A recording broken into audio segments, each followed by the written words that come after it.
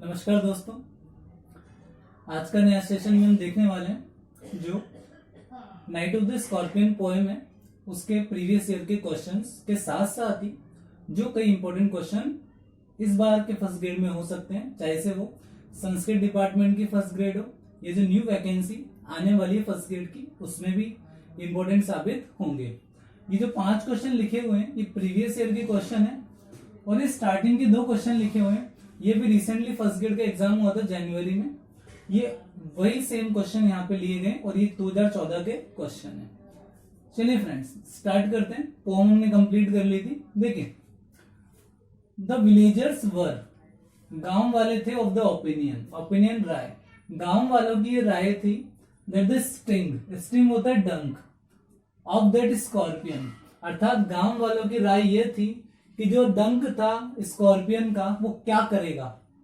हमने पढ़ा था पोएट्री में, वुड प्योरीफाई, शुद्ध कर देगा द मदर्स फ्लैश, माँ के फ्लैश होते हैं मांस की जगह हम लेंगे शरीर को।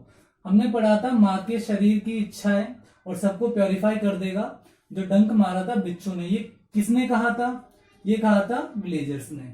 Question number 2, the last resort of, जो अंतिम उपाय था, रिजॉर्ट मतलब उपाय, ऑफ द फादर, पिताजी ने जो अंतिम उपाय किया था, टू काउंटरैक्ट होता है प्रतिक्रिया करने के लिए, द स्कॉर्पियन पॉइजन वॉज, अर्थात प्रतिक्रिया का मतलब यहाँ पे ले सकते हैं पॉइजन को खत्म करने के लिए पिताजी ने अंतिम उपाय क्या किया।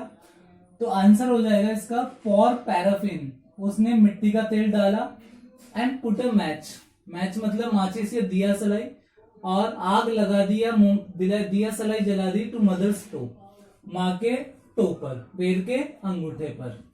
चलिए question number 3, at the end of the poem के अंत में, the night of the scorpion, जो पोएम का नाम है night of the scorpion, the mother was happy, माँ खुश क्यों थी?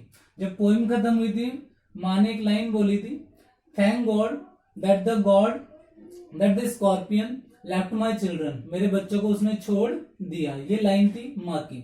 तो आंसर है हमारा बिकॉज द स्कॉर्पियन स्पैड होता है छोड़ना, क्योंकि बिच्छू ने छोड़ दिया था हर चिल्ड्रन, उसके बच्चों को। Question number 4, when did the effect of the poison wear of.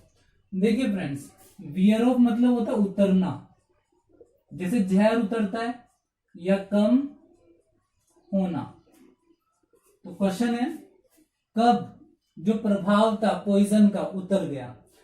तो ये हुआ था आफ्टर 20 आवर्स, 20 घंटे बाद। हमने पढ़ा था ओझा को बुलाया गया था, पिताजी ने सारे प्रयास कर लिए थे, लेकिन 20 घंटे बाद, चाहे मंत्रोच्चार से समझ लो या झाड़ फूंक से समझ लो, लगभग 20 घंटे बाद वो जहर का असर खत्म हो गया था और माँ होश में आ गई। Question number 5, how long the sting of the poison, how long कितने लंबे समय तक जो स्टिंग था, डंक था जहर का, या जहर का जो डंक था या बिच्छू का जो डंक था, लास्ट मतलब रहा निसिम इजकल की पोएम में नाइट ऑफ द स्कॉर्पियन में। तो जहर कब तक रहा था? 20 आवर्स। दोनों का आंसर सेम है। चलिए, night of the scorpion has been taken from Nissim Ezekiel volume of poems, अर्थात नाइट ऑफ द स्कॉर्पियन जो पोएम है वो ली गई है, कहां से ली गई है? निसिम इजकल की कौन सी वॉल्यूम ऑफ पोएम से ली गई है? तो आप नाम लिखेंगे एग्जैक्ट नेम। देखिए, वॉल्यूम एक खंड होता है, एक वॉल्यूम में पोइट्री का बहुत बड़ा संग्रह होता है, तो कौन से संग्रह से ली गई है छोटी सी poem night of the scorpion? तो आप लिखेंगे the exact name. The speaker's father was, जो 10 साल का बच्चा था वही स्पीकर था इस पोइट्री का। तो स्पीकर के पिताजी कौन थे या उनका नेचर कैसा था? तो हम आंसर देंगे द रैशनलिस्ट। रैशनलिस्ट का मतलब मैंने पोएट्री में बता दिया था आपको, विवेकशील, बुद्धिमान, तर्क देने वाला व्यक्ति। स्केप्टिक होता है संशयवादी या डाउटफुल, जो हर बात पे शक करता है, या एक साइंटिफिक पर्सन जिसको हर चीज में रीजंस चाहिए कि ऐसा क्यों हुआ है। तो आप लिखेंगे एक विवेकशील और एक संशयवादी इंसान थे स्पीकर के पिता। ऐसा क्यों कहा गया है? क्योंकि हमने देखा था ना, झाड़ फूक में विश्वास करते हैं, वो जड़ी बूटियां इनमें मिश्रण कर करके कोशिश कर रहे थे अपनी वाइफ को सही करने के लिए। मूव ऑन करते हैं तीसरे क्वेश्चन पे, विच इज निसिम एस्किल ऑटोबायोग्राफिकल पोम। आपसे एग्जाम में पूछ सकता है, ये मोस्ट इंपोर्टेंट 5 क्वेश्चंस और है कि निसिम स्किल की ऑटोबायोग्राफिकल पोम कौन सी है, अर्थात जीवनी वाली पोएट्री कौन सी है, आत्मजीवनी जिसे कहते हैं। बैकग्राउंड कैजुअली, आंसर होगा बैकग्राउंड कैजुअली। क्वेश्चन नंबर 9 या 4 कह लीजिए, I watched the flame feeding on my mother. ये लाइन हमने पढ़ी थी। इस लाइन का ये मतलब था, लेखक बोल रहा है 10 साल का बच्चा, मैंने देखा जो फ्लेम है, जो लपटे थी, फीडिंग ऑन माई मदर, मेरी माँ को खा रही थी। मेरी माँ को खाने का मतलब ये है, उसके टॉप पर जब पैराफिन मिट्टी का तेल डाला गया पिताजी के द्वारा, तो वो दर्द के मारे करहा रही थी, वो इनटॉलरेबल था, वो उसके लिए पेन, इसलिए बोला flame feeding on my mother.